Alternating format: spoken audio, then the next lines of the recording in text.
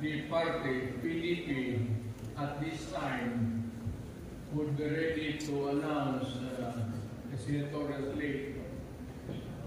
At least, ilang yung tao na galing ng PDP na gusto tumakbo. Parang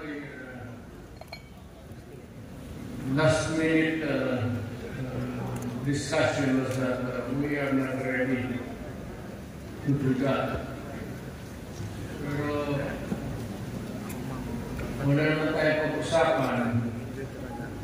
Wala naman akong ibibigay sa iyo ng pera.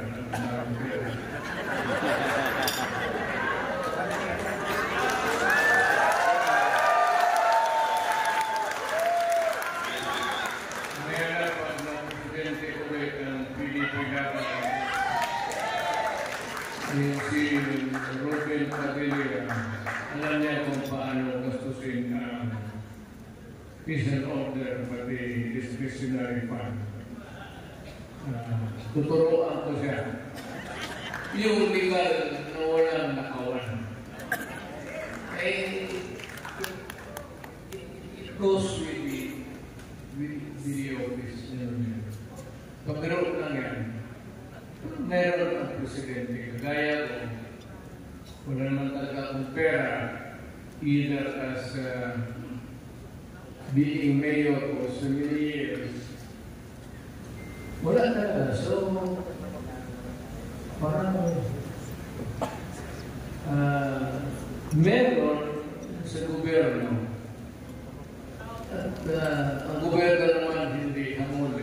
Hindi hamon sa Tagalog. Meron talaga yung discretionary fund.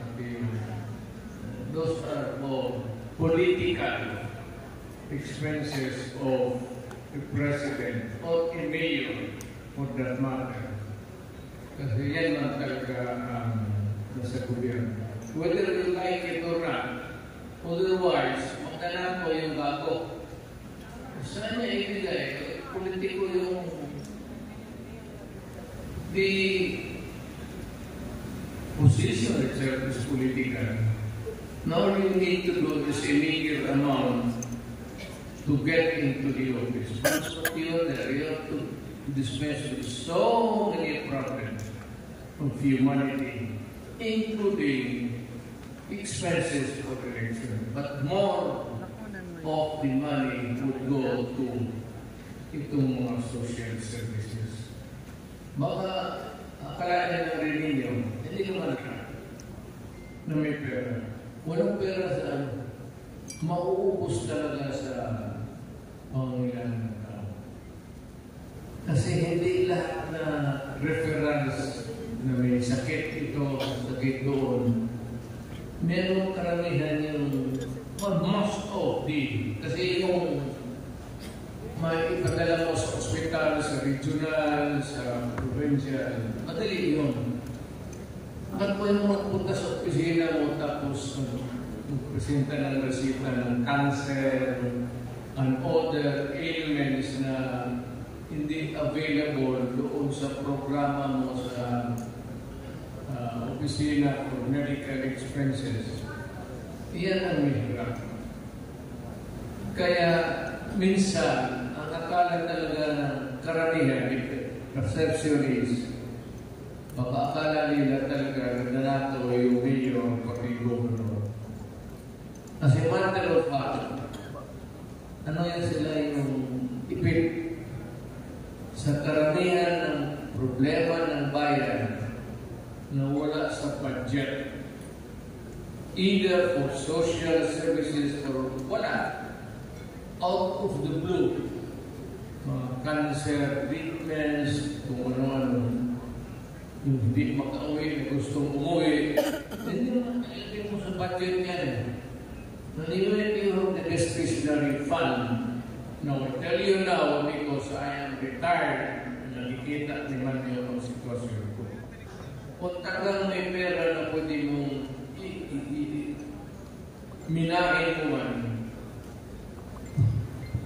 dagdag ka pa. may pera sa gobyerno, kung talagang if you want to solve the problem of humanity once you are in public office, kulang pa ba yan? Dagdag ka pa dyan. Pati na yung sweldo mo. Kasi government can only appropriate 300,000 discretionary fund, kung ano-ano. Specific yan.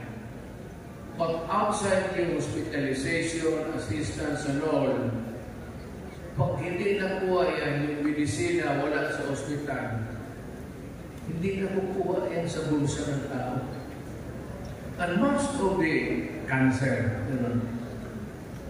walang, kasi kayo sa gobyerno, matagal naman kayo. May mga line expenses ba nakalinya dyan for cancer patients for the second, third, and first? Wala. So yun ang karamihan ng tao. Hindi madali. Hindi madali ang public office.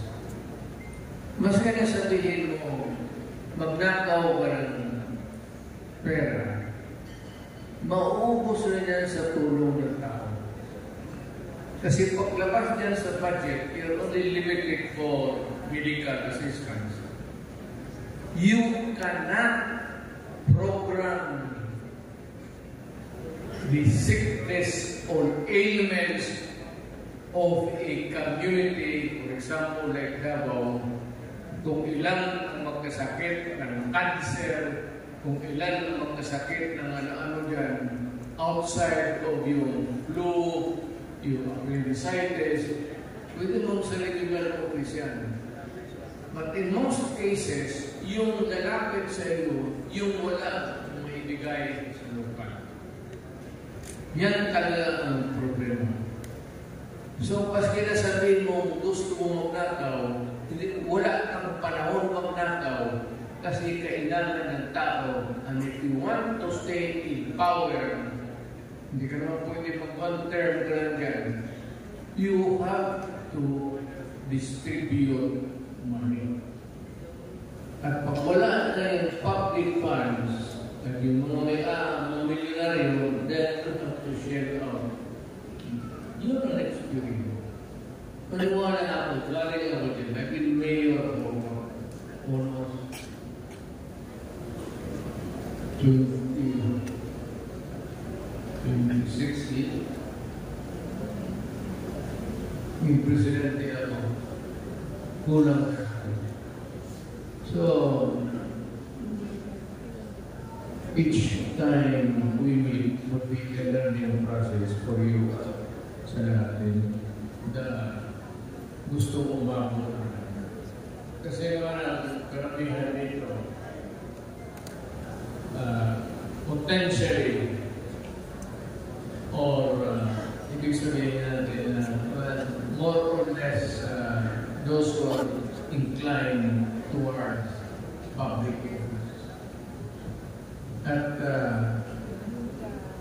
makita naman ninyo lahat ng nag-survey ng mayor sa inyo, gobernador. Naging multi-millionaire na sila pagkatapos. Magprakala natin on a practical side. Kita mo rin yung mayor na yung may asyenda na coconut plantation. It's always, well, of course, you go into public office to serve, and whatever money is there, aplenty, but walang opisina may sobra para nakawin mo. Unless yung ibang opisina. Pero on the level sa bubugan sa day-to-day, yung ulang mga accounting, ayaw na lang sabihin kita, I do not want to speculate. Alam na rin yung hindi harap yung tao ano-ano. Pero yung mga opisina, mayor, and maski na hindi elected, Unang araw-araw talaga mapipilitan ng mga gastos. So at the end of the day, yung masabi nila, bigyan ka ng 300. Bigyan ka 300, 400, half a million. Kasi Davao City, population no, I don't know how, ilan na yun. Bigyan mo ng 20